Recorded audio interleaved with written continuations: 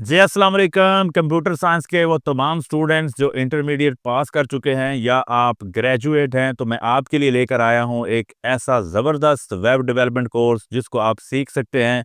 और ये web development course short limited time के लिए है, लिमिटेड ऑफ़र है और स्पेशल ऑफ़र लगाई गई है आप तमाम दोस्तों के लिए, क्योंकि आम रूटीन में यही पैकेज, यही कोर्स आपको मार्केट में मिलेगा 30,000 से 40 से 50,000 रुपए में।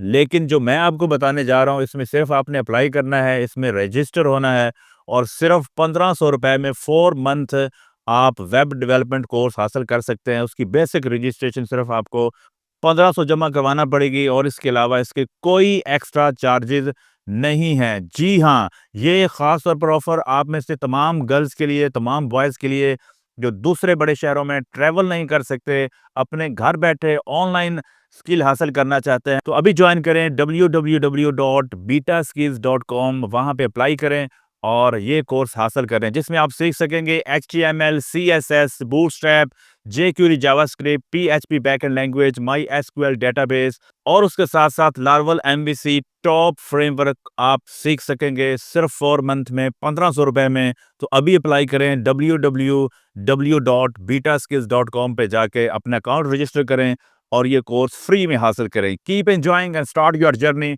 With betaskills.com। Thank you.